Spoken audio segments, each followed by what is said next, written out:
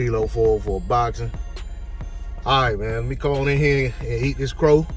Give people a chance to come in and tell me, you know, they told me so in the comment section, or whatever else they gotta say. If you saw my breakdown video, even if you heard me talk about the fight at any point, anywhere where people talk boxing or where I talk boxing, whether that be on Facebook, on Twitter, or on anybody's comment section on YouTube or whatever, you know, I had Andrade winning this fight.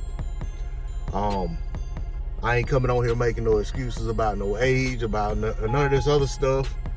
All I want to come on here and do is give David Benavidez his respect. You know, give him his props for going out there, the job well done.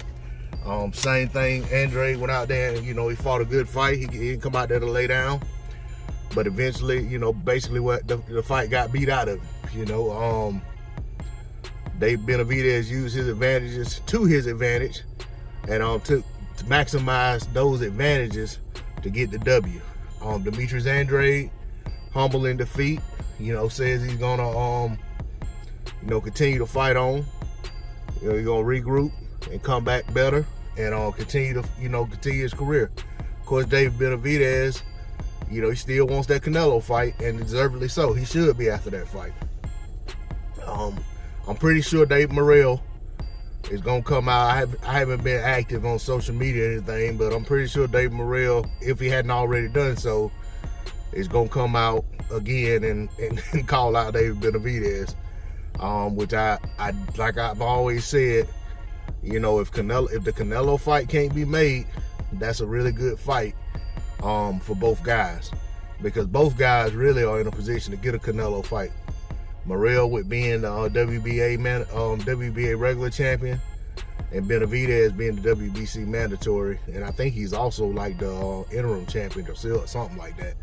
But anyway, you know, the victory wasn't to be for Demetrius Andrade.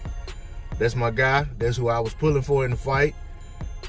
Fighter I have a lot of respect for in terms of his skill set. Still think, you know, I still think he's a dangerous guy out there. I still think he's one of the, you know, premier guys in terms of ability in the business. But, you know, he just ran into somebody that he couldn't overcome.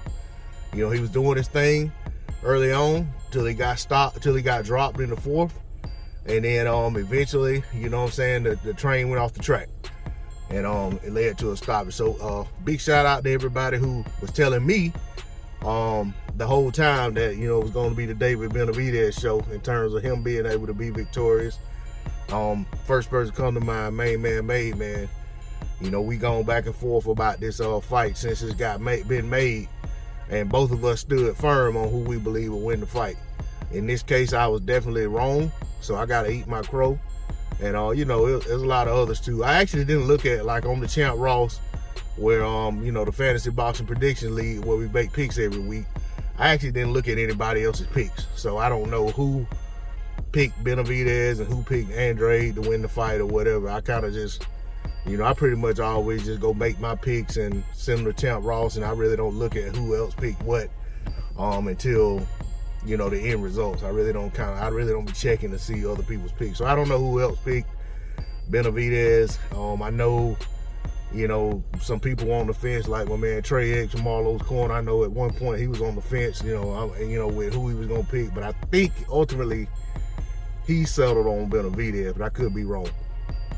But like I said, shout out to everyone who got the pick right and picking David Benavidez. I'm gonna eat my crow. And much respect to both combatants. I'm interested to see what's next. I hope Benavidez gets the Canelo fight that he craves. That's all I got on D-Lo 404.